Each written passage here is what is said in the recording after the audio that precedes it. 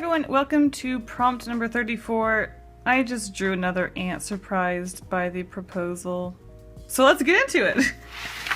And we have raincoat and hat. Okay, that reminds me of the old skate shoes and rain boot one. Okay, here we go.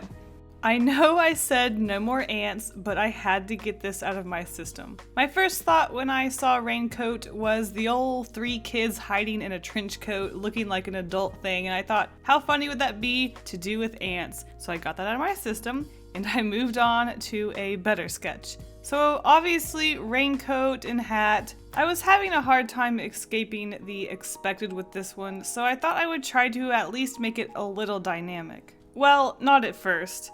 The only unexpected thing I thought I could do with this one at this point was give the dog the raincoat instead of the human. So here's a cute girl walking her dog with an umbrella in the rain, and the dog has a raincoat and a hat on. How cute. But I thought it was pretty boring, and I didn't like that I was actually doing the raincoat and the hat as boring as can be, so I had to think of a way to make it a little more exciting. So my idea was to have her jumping over a puddle, but doing it in a very, very dramatic way, like she's avoiding a bullet or something. So she's jumping over this puddle to avoid getting her feet wet, but she's like doing acrobatics while she's doing it. Going all out just to avoid this puddle. Dragging the poor dog behind her, trying to keep up with her craziness. Overall, I was pretty happy with the pose. It still kind of looked like she was tripping over it more than she was like doing backflips over it, but it's still a more dynamic pose than I usually do, so I'm going to count this one as a success,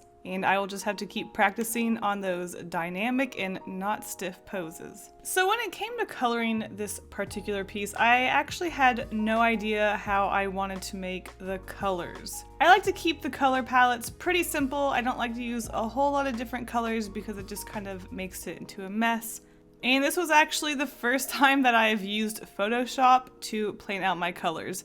It's something that I've been meaning to do for a long time, but I'm always just so lazy to do it, and I just want to just start coloring and get an illustration over with so that I can move on to the next one. But because I had no idea what I even wanted to do with this one, I took a picture of it, I took the line art out, and I planned out my colors. I still wasn't that happy with it, but in the end I think the color choice wasn't too bad, and I kind of like how it turned out. But this is such an easy way to avoid ruining your illustration with color because it's so easy to destroy your illustration if you don't plan out the colors and it turns out to be a mess. I went with my usual simple background for this one, and I put the sky in the back, which I don't think I've ever done a darker sky before. I usually just resort to the old bright blue sky, but this time I did a darker sky so that it kind of represented it being rainy. And I know I probably should have made the clouds gray, but I wanted them to stand out, so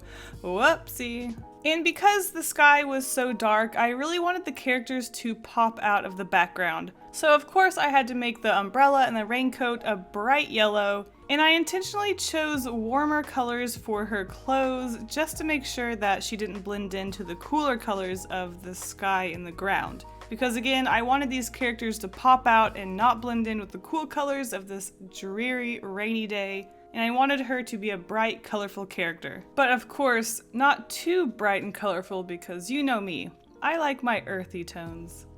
Oh dang, you know what I just realized? I meant to give the dog cute little doggy rain boots and I completely forgot. Now I'm sad. Okay, I gotta move on. So with the umbrella, I usually do a very simple, stylized umbrella in my sort of style, but for whatever reason, I thought I should add a more realistic looking umbrella and put a little bit more detail into it for this illustration. I don't know why.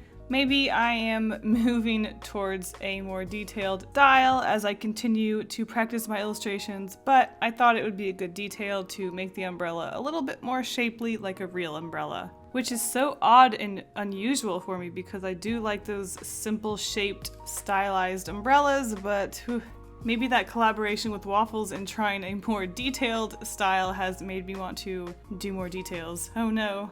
So as you can see, as the coloring is coming along, the warmer tones are really taking over those dark, dreary, colder tones, Her red skirt really pops out with the orange shading on the yellows, and it all kind of comes together with her reddish hair, and it all ties together so smoothly. I like to imagine her as the sun coming out of the clouds in this dark, dreary, rainy day.